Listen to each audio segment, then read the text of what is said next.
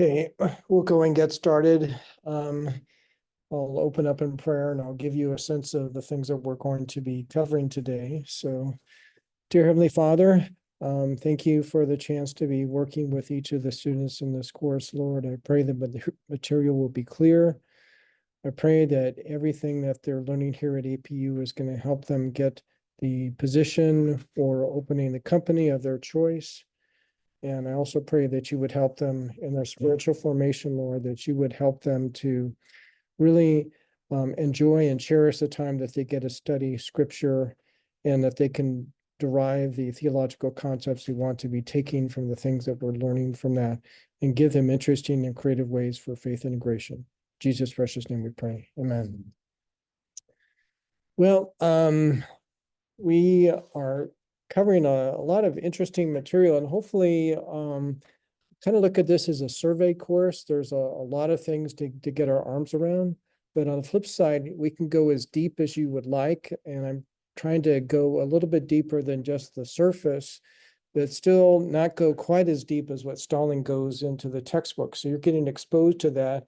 A lot of times the things that he refers to are from studies, computer architecture studies that have based what they have found to be what is how would you go to the next level in terms of performance? And so we're getting a chance to be thinking about it. So as of last Thursday, we were going through a handful of chapters that were getting into memory. And so we're going to get a chance to look at that a little bit more. And so we were finishing up with chapter 4. And so I'm going to go there, finish up, and I'm going to go into chapter 5 and focus on cache memory. So the majority of what we'll talk about is cache memory. So anybody remember what the von Neumann architecture is? You've heard me say that. Anybody remember at least me saying that? What are the three components of the von Neumann architecture? Anybody remember?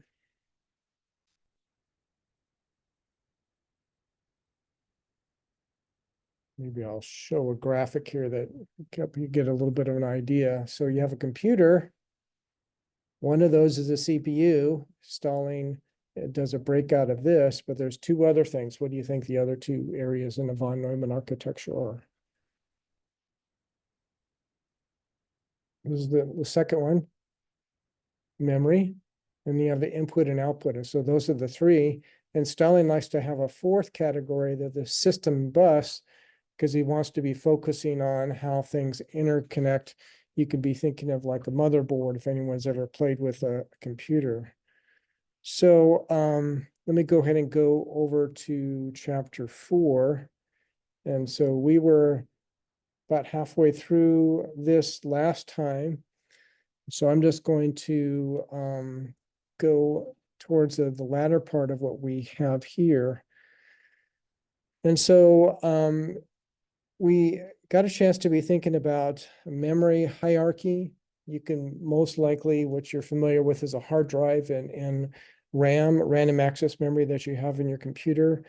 But since we're getting into the innards of computing architectures, you have that there's memory inside a CPU. They're called registers. So we got a chance to be exposed to that. There are some analytical ways that how you can be looking at having multiple types of memory, including cache, which we're going to get into more detail in the next chapter, and say, well, how much of one versus the other, what's the right ratio in terms of giving you the best performance. We get a chance to continue to be exploring several vendors. IBM did a lot of stuff in computer architectures. And so we look at their computer architectures. Then we look at Intel in terms of their chips. We'll look at ARM processors in terms of their chips. And so those are just a couple of things that we will be thinking about. We talked about that there's a relationship between a locality of how things tend to have like this bell curve roll off. That if you ping something in memory, it's likely you're going to be pinging something close to that in memory. And there's a slightly different relationship between what's going on for instructions versus data, but it still has this roughly this bell curve relationship. So we talked about that last time. We got a chance to be thinking about the different types of memory. So you have in the CPU, there's the registers, there's a cache that go from being in the CPU to just outside it.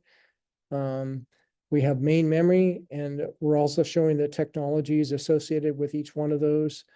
Even as we speak, there's a few more technologies that are starting to come out, like resistive RAM, which is another type of memory it's also used a lot in neuromorphic computing, which is maybe a term some of you have heard, maybe not.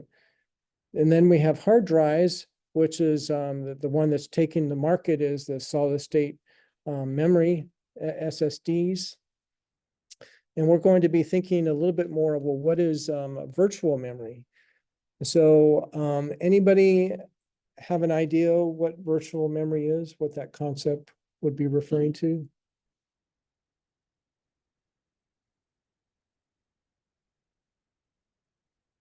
It's okay. We'll in the cloud. Yeah, that's kind of a one way to be thinking about it. But within a computer architecture, it's like the CPU accesses external memory, but guess what? It's not the exact address. It's like going from one language to another, the language of that processor and how it conceives where memory is located versus how things are seen in an IO device or something like that. That's what we'll get a chance to be thinking about in terms of virtual memory. And then we have offline bulk memory. That's also a concept. And this is another figure that just shows you that relationship here where we're seeing the relative cost, size, and speed characteristics across the memory hierarchy as we got a chance to see that in a pyramid from that point of view. And here we see it as a graph. And so why do you think it would be important to have a really fast memory and a CPU? Anybody want to venture a guess for that? Just Paul? like efficiency, just like Yeah. It's going to have to be accessing that memory a lot. It wants to be fast. Even if it costs more, that's extremely critical. But if you have offline storage, you're just having this data repository of something you were working on 10 years ago, that doesn't need to be nearly as fast. And so I just went from the top to the bottom of this curve just to give you perspective. So there's more details that are in Stalling, and you can get a chance to look at that more. And so here we're seeing the locality of the memory hierarchy.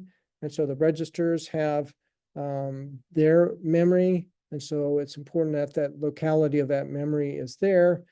Then we have introduced this idea of having multiple layers of cache. And so experimentally and statistically, it's been showing that having these different levels of cache improve the performance of your computing environment. And so that's the reason why we have that. And that's just a little bit more insight there. So we have the characteristics of memory devices in a memory architecture. So we can see the registers, and so they have a different type of technology, something that's geared to be extremely fast, even if it takes more power. Cache is also a little bit more in that realm, but here there are some competing technologies. SRAM, then we have embedded dynamic RAM is another thing. If you were to look in your main memory, and I'll show you a stick of memory in one of our Thursday focus times, some of the ones that I have at home, and DDR, SD-RAM would be the kind of things that you're going to have for the type of designation of what's going to be in the RAM sticks that you have in a desktop or a laptop computer. So then we have a hard drive. And so here we're going to spend some more time thinking about a magnetic disk, and I'll show you an example of that in case it's starting to get a little bit more, not as common, but more in the server area. It's still competing in terms of how you're doing storage in that area. And then you can have a magnetic tape for offload that's still available for use. So the use of three levels explores the fact that the semiconductor memory comes in a variety of types which differ in speed and cost. Data are stored more permanently on external mass storage devices. External non-volatile memory is also referred to as secondary and memory or auxiliary memory. So that just maybe is just reflecting back on this. How often are you going to be accessing this data? Where you are on this curve? And so that's going to be impacting the kind of technologies. We had a little bit of a mention of technologies there. We had a little bit more technology mentions here as we think about it. And so ultimately, these are the kind of things when we get deep into the weeds of how and what we need to be thinking about for designing a computer architecture. And so this is an example of IBM. There's Z13. And so this is a server architecture. And so this is very much geared towards performance. A lot of users are going to be engaging with this server. It's different type of optimization for what you would be having for a desktop, a laptop, a tablet, or a cell phone. But so here they actually even have 4 levels of cache. And so far we've talked about 1, 2, and 3, but here is yet another layer that they've introduced. And so for a server, it can cost more money, and because there's so many users that are engaging with this type of environment. So I'm not going to get into the details, but that just gives you an idea. We're going to be peeling the layers of this onion a couple more levels, but I'm going to be mentioning a little bit more about these 3 design principles for memory hierarchies. First of all, locality. Locality is a principle that makes effective use of memory hierarchy possible.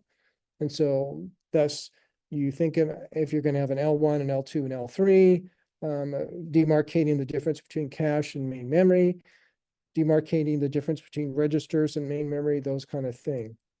Exclusion. This principle indicates that the information items are generally organized in levels, say n levels, where n is the level where the most remote from the processor. During the processing, subsets of m sub n are copied into n sub n minus 1. Similarly, subsets of n sub n minus 1 are copied into m sub n minus 2, and so on. So I'll go back to this IBM chart for a second. So these cache have to stay consistent, and I'm going to get into that in a minute. And so this copying is going from one level in this hierarchy, the way you have your architecture set up, to another. That's what we're thinking about. And the third area speaks about that in a little bit more detail, the coherence. So coherence, the copies of the same data unit in adjacent memory levels must be consistent. In a word, if a word is modified in the cache, copies of that word must be updated immediately or eventually at higher levels. And so there's some strategies for like how often you do that refresh. So you may have some areas where there's some stale data that hasn't been refreshed yet. So that's possible. So coherence has both vertical and horizontal implication and is required because multiple memories at one level may share the same memory at the next higher, that is the greater value of I. So going up this level here in this type of hierarchy, as we're trying to visualize with the IBM example here, this is just a more general example of that happening.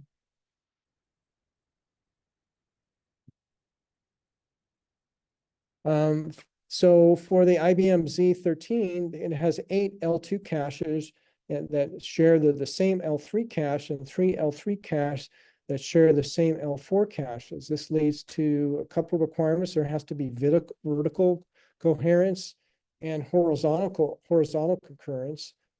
coherence. So for vertical, if one core makes a change to cache block of data at L2, that update must be returned to L3 before another L2 retrieves that block.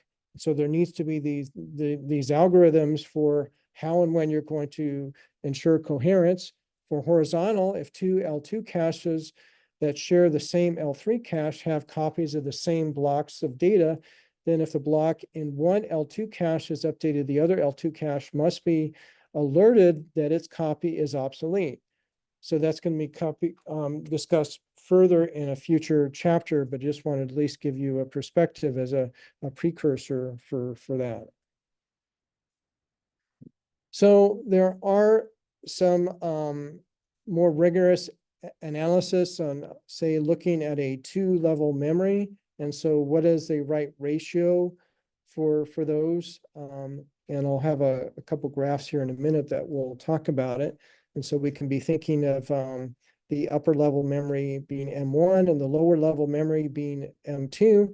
That could be a level of cache in main memory or between two caches.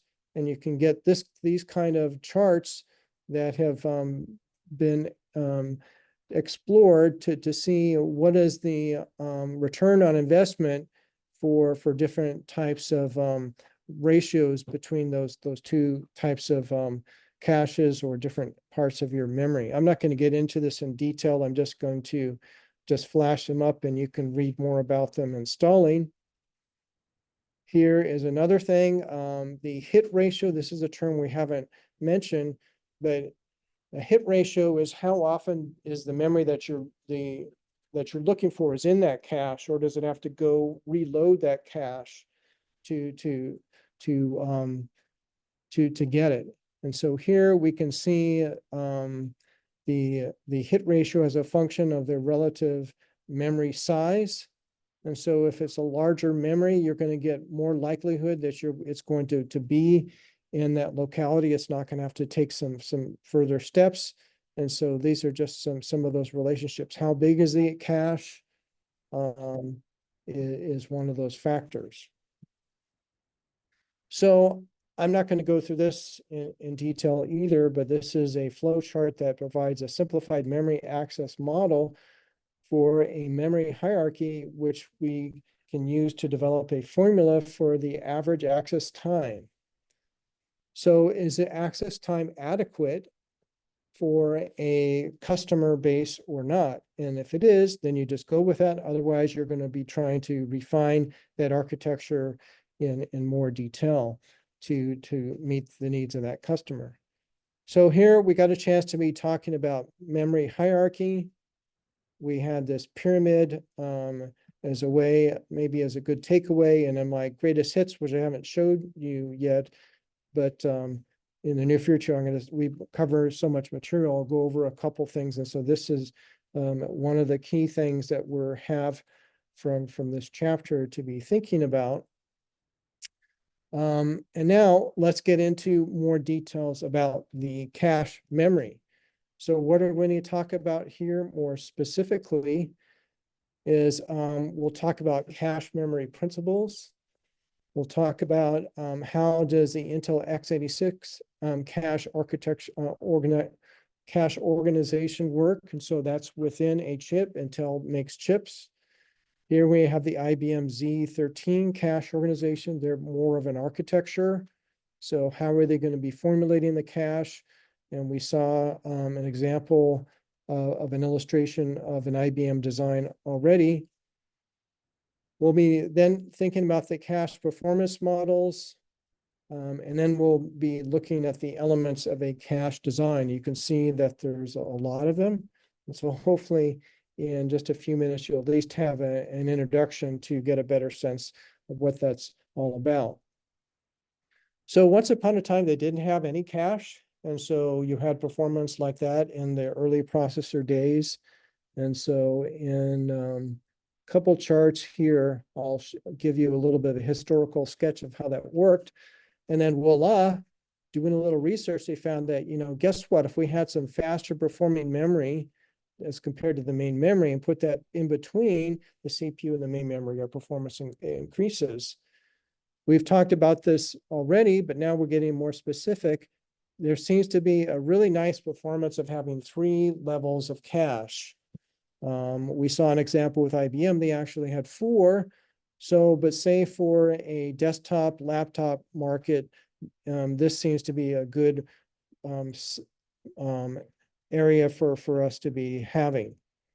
So there's a couple names, a couple of concepts that we have for this. We saw this on the introductory slide. So we want to get familiar with at least some of these ideas. A block, and I'll have some pictures of how these would look like here in the next chart. So this is the minimum unit of a transfer between cache and the main memory. You can see, so you get a chunk of memory in a block. A frame to distinguish between the data transferred and the chunk of physical memory. The term frame or block frame is sometimes used with reference to caches. So that's, well, let me just finish this. A line is a portion of cache memory capable of holding 1 block. So it's so called because it is usually drawn as a horizontal object. And so we can see a line here, line number 0. So a line number contains a tag or an address and a block. And that gets to the next one. A tag is a portion of a cache line that is used for address purposes. And finally, the line size. This is the number of data bytes or blocks contained in a line. So here we can see this is giving you keywords, so it's not specifying it completely, but just giving you a generic way of thinking about what's going on. So these are some of the concepts that we'll be using as we explore cache. So this figure illustrates the read operation. The processor generates the read address of a word to be read. If the word is contained in the cache, that's called a cache hit. It is delivered to the processor. So just going back to one of the charts that I showed here, here we have like a hit ratio. And so now we're talking about this for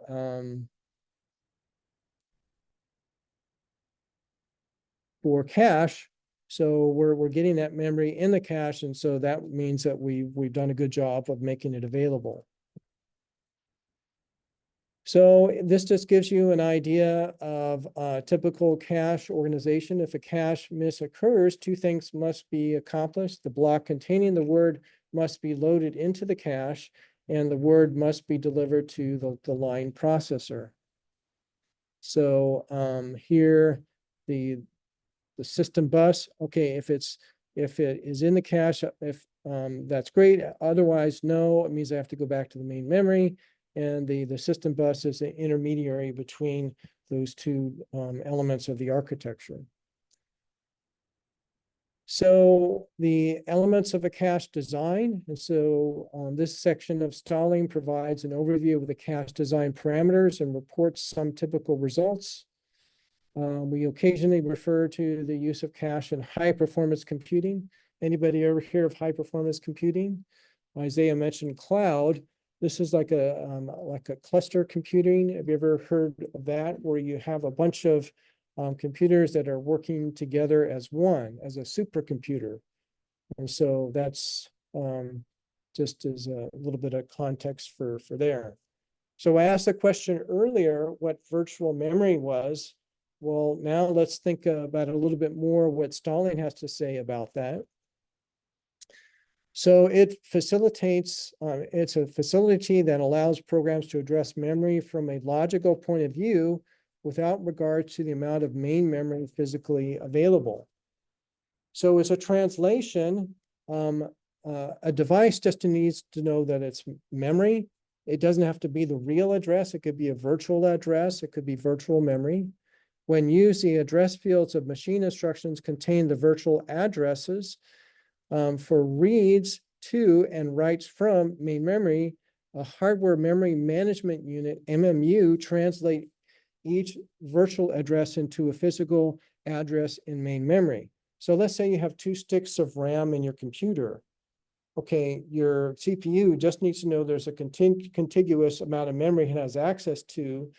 So for here, the memory management unit has to change the perspective as it's going from one to another. You can have different types of cache. You can have a logical cache. You can have a physical cache. And so you can just see that there's just a slight different way of how these things are put into an architecture that would make the difference between those two. So cache size, well, you could say more is better, but how much is enough? You know, you don't want to have it huge and then 50% of it is never used. So it needs to be small enough so the overall average cost per bit is close to that of the main memory alone. So we have a return on investment in terms of cost, but it needs to be large enough so that the overall average access time is close to that of the cache alone. So we're going, you want it to cost the same as main memory, but have it the performance of the more exotic kind of hardware technology that you're using for a cache. The motivations for minimizing the cache size are the larger the cache, the larger the number of gates involved in addressing the cache, resulting in large caches being slightly slower than smaller ones. So the MMU, the controller, there's things like that that get involved. And the available chip and board area also limits the cache size. And then finally, because the performance of the cache is very sensitive to the nature of the workload, it is impossible to arrive at a single optimal cache size. So that's where we get into the statistical kind of, well, the answer is it depends on how you're going to be using this architecture.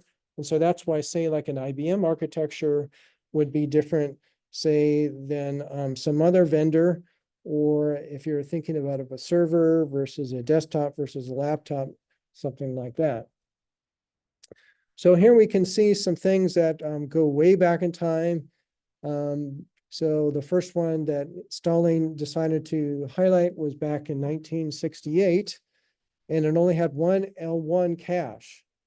And you could just look at the numbers here, and you just go down in time, and gradually the introduction of L2.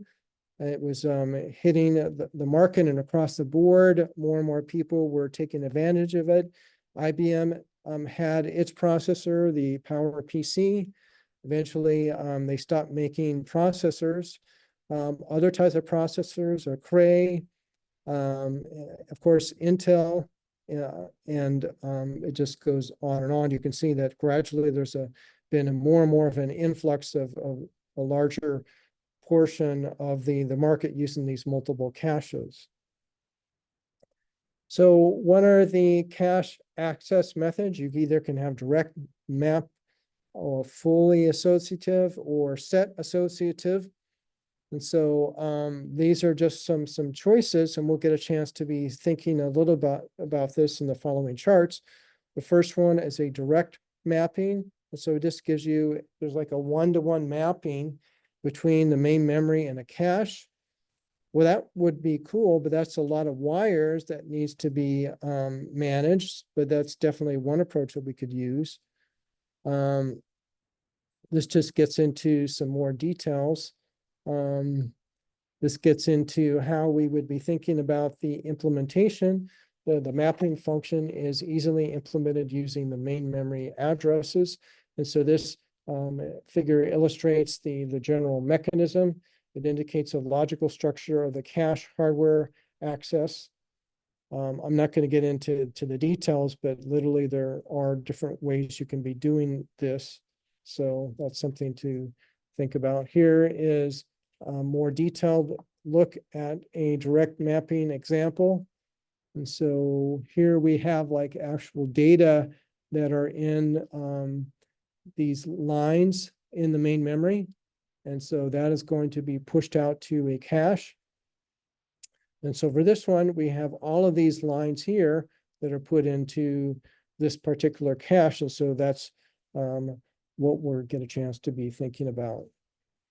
So before discussing associative cache organization, we need to introduce the concept of content addressable memory, or CAM, also known as associative storage. Content address memory is constructed of static RAM, SRAM cells. And in the next chapter, we're going to get into more details of the different technologies for RAM. So I'll just mention the name at this point. But it is considerably more expensive and holds much less data than regular SRAM chips. So why would you use that? So put another way, a CAM with the same data capacity as a regular SRAM is about 60% larger.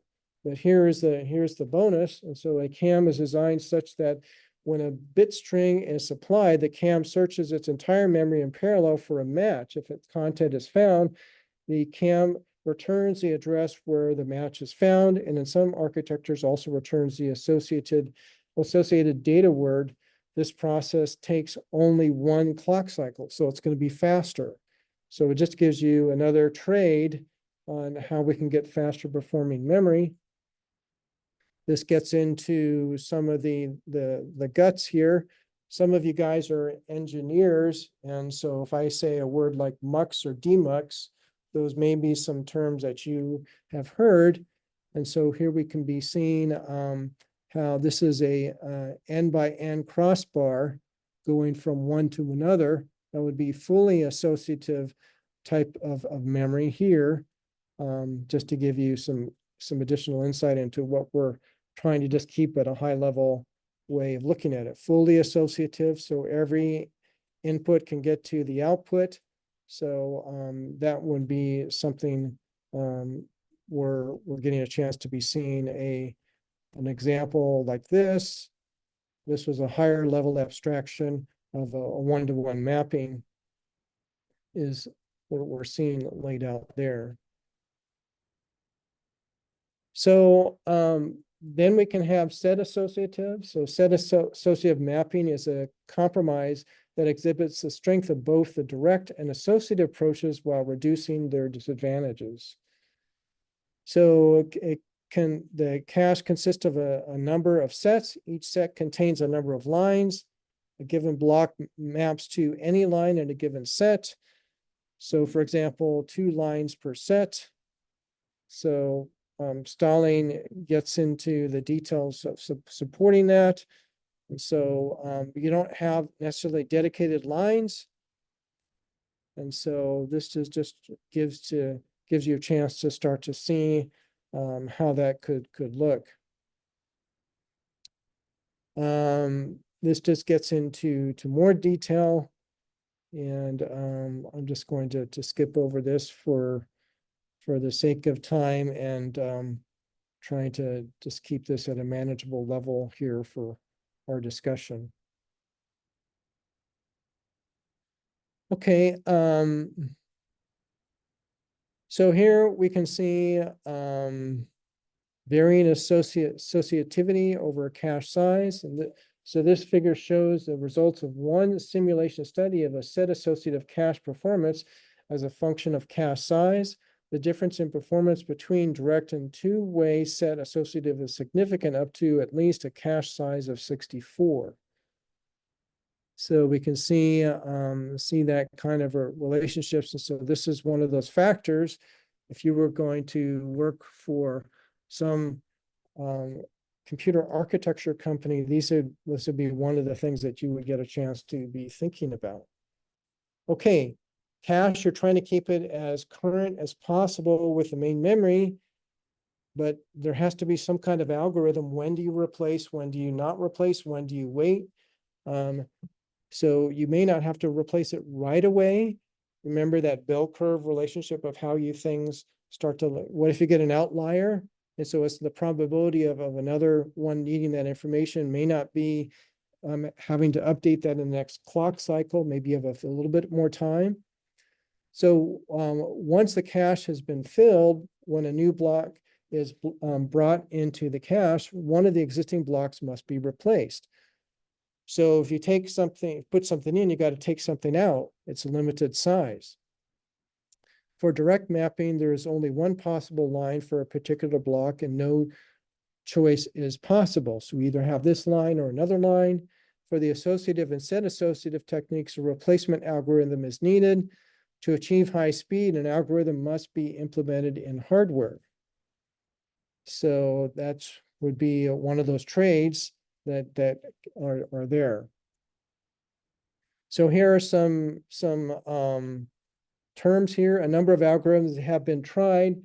We mentioned 4 of the most common. You can see stalling for that. Probably the most effective is least recently used, LRU. It replaces that block in the set that has been in the cache longest with no reference to it. For two-way set associative, this is easily implemented, so you can keep that in mind. Another one is a first in, first out. So once it's been used, okay, put something else in its place. And then you can have a least frequently used. So this is a slightly different than this least recently used, but you can see there would be a little bit of relationship between the two. So how do we figure out a write policy when a block that is resident in the cache is to be replaced? There are 2 cases to consider. If the old block in the cache has not been altered, then it may be overwritten with a new block without first writing out the old block. If at least one write operation has been performed on a word in that line of the cache, then main memory must be updated by writing the line of cache out of the block of memory before bringing in a new block. A variety of write policies with performance and economic trade-offs is possible. And so thus we can see it's not just what's the technical best performance, what's the best cost to return on investment, and also how is this processing environment going to be used? Those are all factors. We have write through and write back. Write through is the simplest technique. All write operations are made to main memory as well as to the cache. The main disadvantage of this technique is that it generates substantial write memory traffic and may create a bottleneck. Write back, it minimizes the memory writes. Updates are made only in the cache.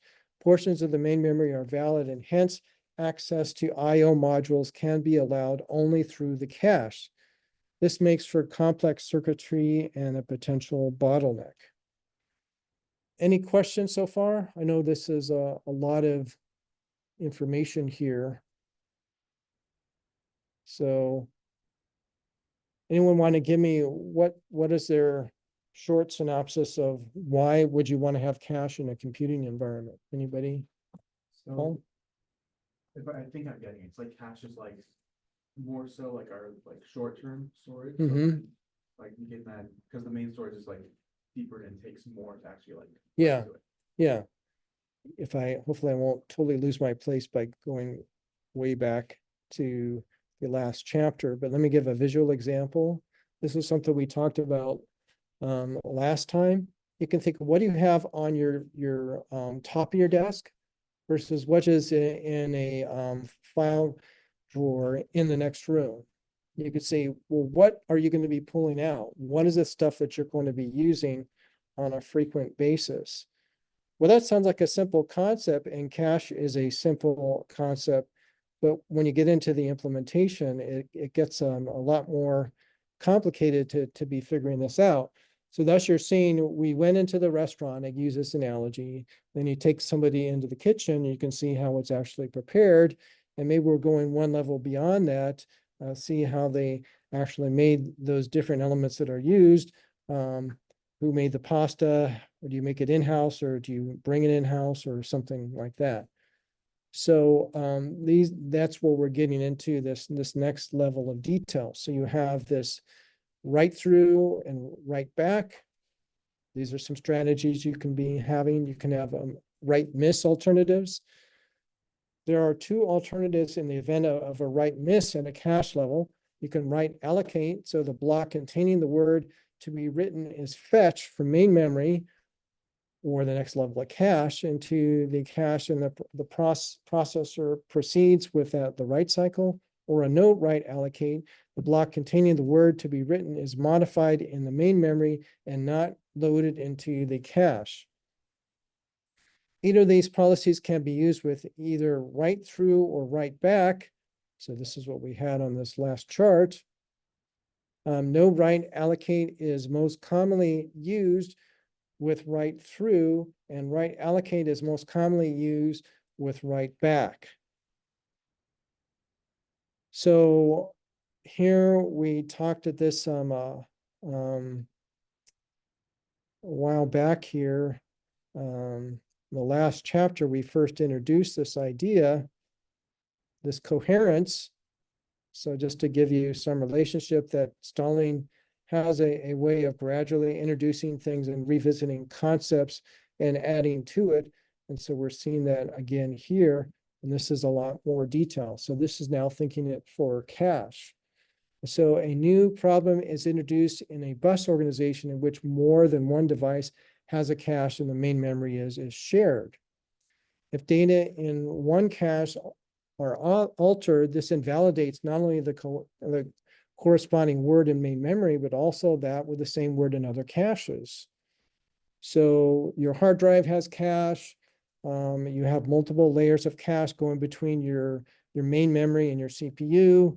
Just to give a couple examples, even if a write-through policy is used, the other caches may contain invalid data.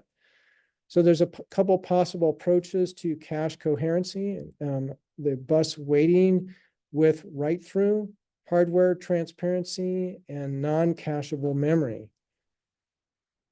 So maybe I'm just going to leave that at that level for now, because we're getting into a lot of details, and I think you now are seeing the fact that this can be fairly involved.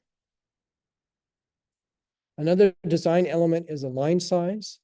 So when a block of data is retrieved and placed into the cache, not only the desired word, but also some numbers of adjacent words are retrieved. So the minimal retrievable amount, let me make sure I can go back and forth and find my place. So we had a illustration very early in this chapter where we can see like a line. So this would be an example of a line that we're trying to be thinking about here and dig a little deeper onto that thread. As the block size increases from very small to very large, the hit ratio will at first increase because of the principle of locality, which states that the data in the vicinity of the reference word are likely to be referenced in the near future. As the block size increases, more useful data are brought into the cache. The hit ratio will begin to decrease, however, as the block becomes even bigger and the probability of using the newly fetched information becomes less than that of the probability of reusing the information that has to be replaced. And so it helps up to a point, and getting the sense of how far you can go in those trades are useful things for us to quantify. We're not doing that. We're going to be referring to the studies that Stalling has researched to give us a sense if we want to get into that level of detail. So multi-level caches, as logic density has increased, it has become possible to have a cache on the same chip as the processor. So thus we can see within a chip, within a core, you're going to have one or more levels of cache that would be there. So the on-chip cache reduces the processor's external bus activity. So you try and keep everything as local as possible because it's going to be faster. Does that make sense? Anybody see the argument why that would be true? So ultimately, that's what we're just leave it at that. So this is a simulation, one that Stalling refers to, which shows the results of one simulation study of two-level cache performance as a function of cache size. So you can see how the size is here, and we can see the hit ratio. So you can have the L1 is 16K, and the other one is L1 is 8K. And you can see that the hit ratio stays larger when we have a larger cache for this study. So that's just maybe enough to be focusing on that for now. What about unified versus split caches? So it has become common to split the cache, one dedicated to instructions, one dedicated to data. Anybody remember why? What would be the motivation for that?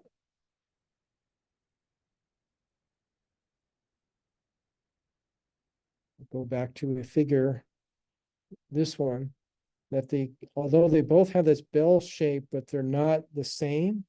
So thus, we can see that, well, if you have one cache or one portion of the cache is dedicated towards the instructions versus the other is focused on the data, that is another thing that you're optimizing because you're trying to leverage the fact that you know more information about what's going on with the way it's going to be used.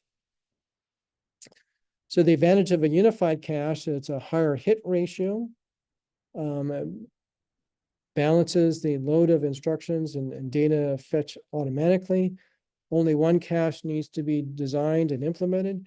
The trend is towards splitting cache at the L1 and unified caches for higher levels.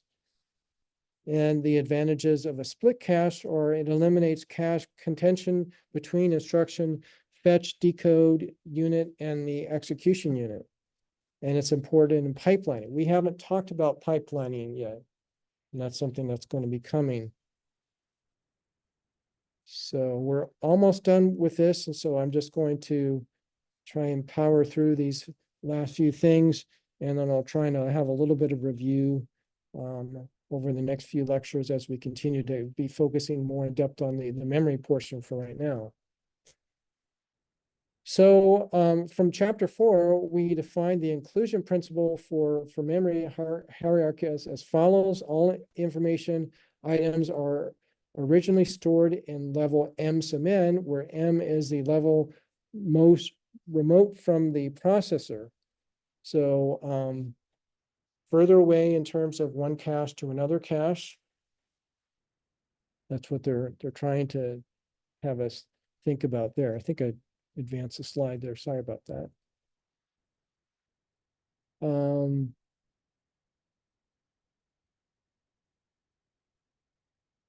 Let's look at these. The inclusive policy dictates that the piece of data in one cache is guaranteed to also be found in all lower levels of caches.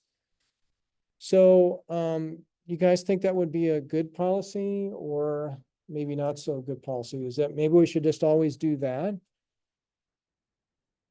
But then why would we have multiple layers of cache? Maybe you get the ones that are, maybe you have like that file system folder that I showed you before in the last chapter. Maybe like in the front folder, that's the one you use most, like that's L1.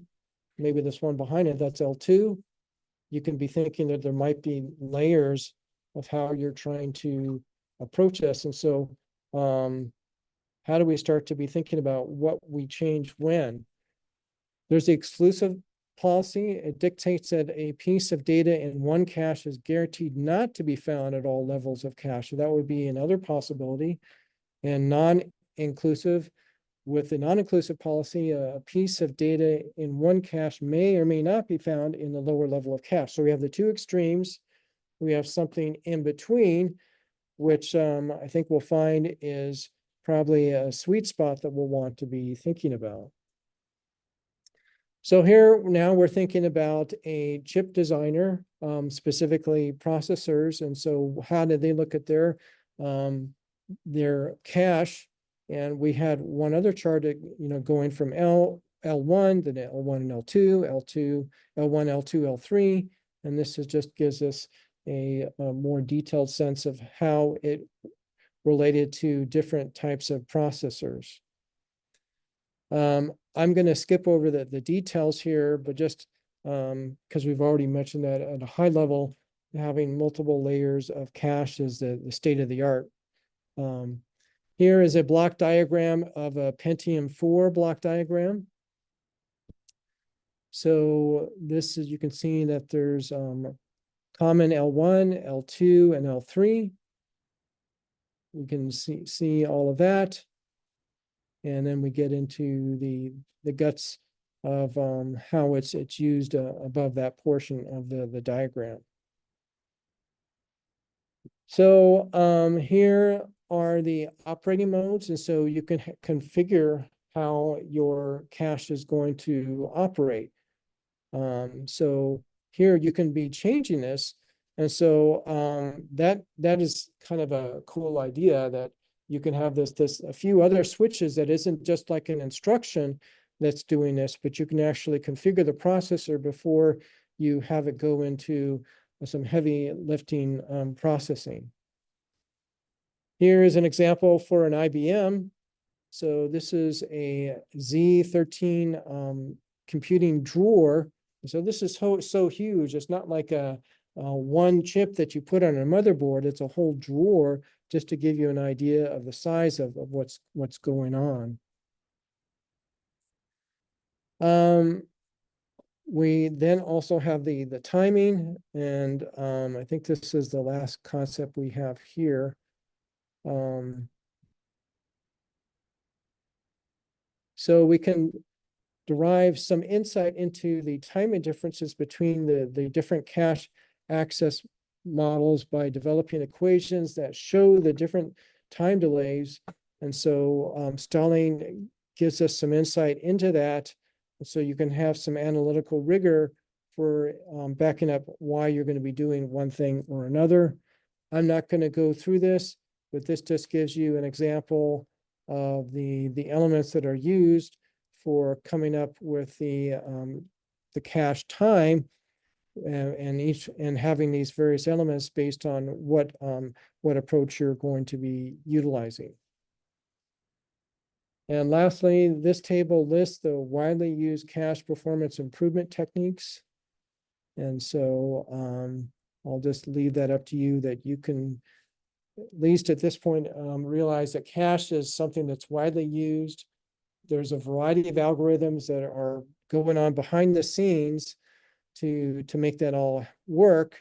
And there's just a lot of potential trades within an architecture that you could choose from.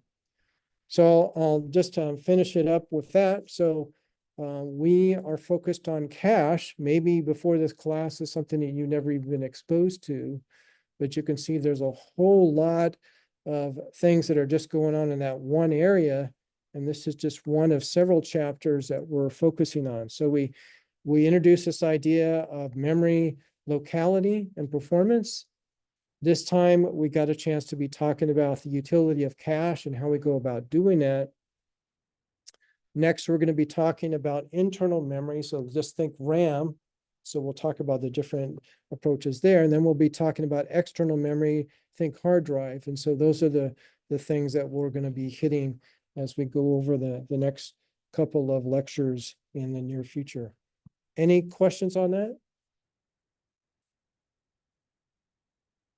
Okay, well, Thursdays are more of our focus on lab. And so I'm looking forward to getting a chance to hear more about your project, trying to give you a chance to make it real. There's been a variety of questions, and so I appreciate you communicating with me. I'm here to try and clarify and help as I can. And so please feel free to keep that up. I'm gonna stop sharing my slides here. And then just make a few other last points from Canvas.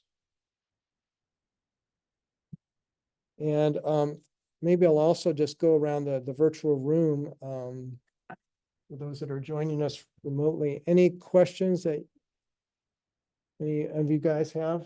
You want to share anything? Try and get it to show up here.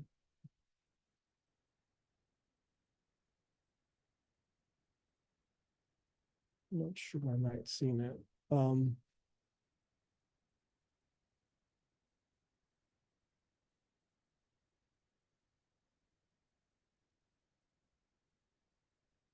me see, Freddie, any comments or questions?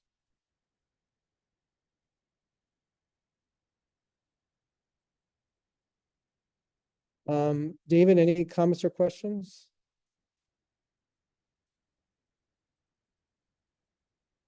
Okay, so, Darian, any comments or questions? No, I'm okay. Thank you. Okay, and, Bahrain, any comments or questions? Nope, all good. Thanks, Professor. Okay, well, let's just, one thing I wanted to mention that, let me go into student view so I don't get confused either. You can tell there's a few more things I'll be populating as we go through the course, but one of the things I added was a student survey. And the sooner you respond, the better. If you like the way that we're organizing the course, let me know. If there's things that maybe you might have some suggestions, you can also feel free to pass that on. And I'm going to start to getting a chance to be seeing what you're observing. I'm also looking forward to seeing some of your thoughts. And so we'll go over to our schedule, which is on the syllabus tab. And so we have the project proposals. So since we have that was due as of last Thursday, when we meet this coming Thursday, we can get a chance to go around the virtual room, and some of you may like to share some of what you're doing. I think that's always a fun part of the course. And so I'll look forward to sharing that. I'll also continue to be walking you through some of the tools that we're using, and a little bit of show and tell as related to that as well. So anybody here in the room have any questions or observations? Let's have one or two people give a sentence or two summary of what you think of Cache. Anybody want to venture out something? What I got from it was talking about how, there's stuff that we can have like immediately as opposed to stuff we store for later. Yeah. And then Mhm. there's like a bunch of different ways to like manage that depending on what you're building. Mhm. Different methods for like some sort of higher hit rate, some are like specifically faster. Yeah. Yeah, cool. Thank you, Paul. Anybody a baseball fan? I'm just an analogy that maybe came to mind. Some of you are, I know, some of you may not, but since we're right in the middle of baseball season, it's like what they have with the person that's batting and the other person that's, coming up next, and they get to have this one little area to get ready. Maybe you could sort of think like Cache or something like that. It's there's a relatedness between those two individuals in the order how it's played out in baseball. So you have what you're using. So you can see like that's your registers in your brain. You have something that you're trying to have on a quick recollection. I'm saying something, you're also processing what are you going to say next. So our brain can go faster than our mouth. And so you can think of that. And then there's things that are more remote. What am I going to be doing in my next class and stuff like that. So you can see that there's this way that how we try and have this part of a computer architecture we need to be thinking about to try and make it work as fast as possible. Because back in the time when you didn't have this, it just didn't work as well as we have. And now the expectation is we want to have that kind of performance. And so that's where we are with computer architectures. Okay, I think that's a good breaking point. I'll look forward to seeing you all on Thursday. Take care now.